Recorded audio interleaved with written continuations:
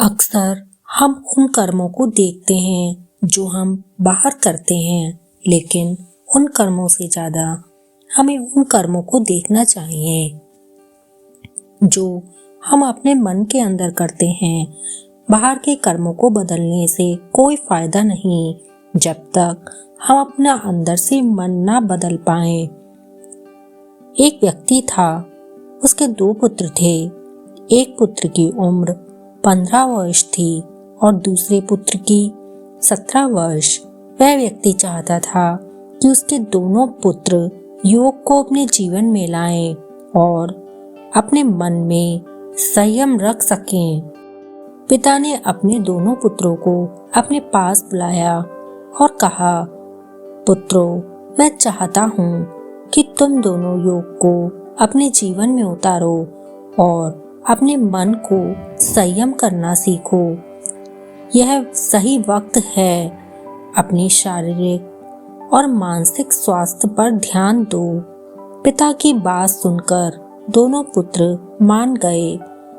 पिता बोले, तो फिर ठीक है, तुम दोनों को कल से सुबह 4 बजे उठना है, योग करना है। इसलिए तुम दोनों जल्दी सो जाओ ताकि तुम सुबह जल्दी उठ सको। पिता की इस बात पर दोनों पुत्रों ने हामी भर दी। अगले दिन सुबह 4 बजे बड़ा पुत्र उठ गया, लेकिन छोटा पुत्र अभी तक सो रहा था। बड़े पुत्र ने छोटे पुत्र को उठाने का प्रयास किया और कई बार उठाने पर भी वह नहीं उठा। इसलिए बड़ा पुत्र अपने पिता के पास गया और पिता से बोला, पिताजी, मैं छोटे को कब से उठाने की कोशिश कर रहा हूँ, पर यह उठ ही नहीं रहा। मुझे नहीं लगता कि यह रोज सुबह उठकर योग कर पाएगा और अपने मन पर संयम कर पाएगा। पिता बोले, बेटा, तुम ऐसा क्यों कह रहे हो? आज पहला दिन है। पुत्र बोला, आज पहले ही दिन इसने ऐसी हरकत कर दी, अब इसके जीवन में संयम कहाँ से आएगा? पिता बोले, उसके जीवन में संयम आए ना आए यह तो बात की बात है, लेकिन मुझे लगता है कि तुम्हारे जीवन में कभी संयम नहीं आ पाएगा। पिता की ऐसी बातें सुनकर वह हैरान रह गया। अपने पिता से बोला, पिताजी, यह आप क्या कह रहे हैं? जो आराम से सो रहा है उसको कुछ कहने की बजाय आप उल्टा मुझे ही कह रहे हैं कि मेरे जीवन में संयम नहीं आ पाएगा। मैं तो जल्दी उठ गया हूँ।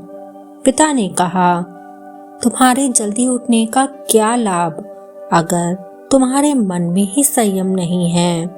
वह सो रहा है, यह साफ साफ दिख रहा है, लेकिन तुम तो जागे हुए भी अभी अंदर से सोए हुए हो, क्योंकि तुम्हारे अंदर संयम नहीं है। तुम्हारे अंदर जल्दी उठने का अहंकार है और जहाँ अहंकार होता है वहाँ संयम नहीं होता। इससे तो बेहतर ही है कि तुम भी उसकी तरह सो जाओ।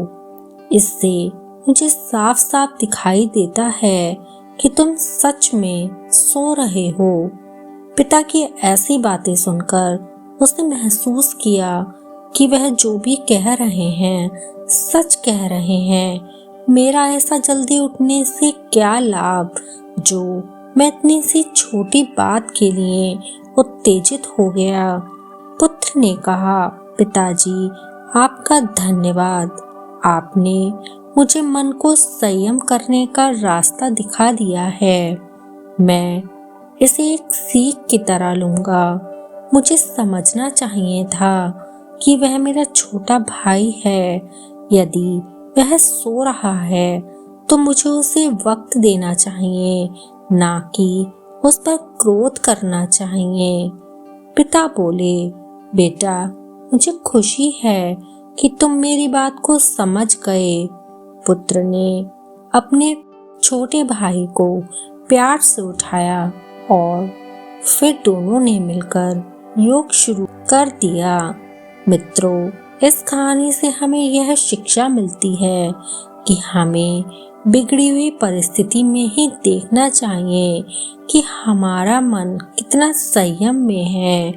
किसी दूसरे की किसी कमी को देखकर कभी भी क्रोध ना करें, क्योंकि ऐसा करने से हम दूसरों का क्या खुद अपना भी भला नहीं कर पाएंगे।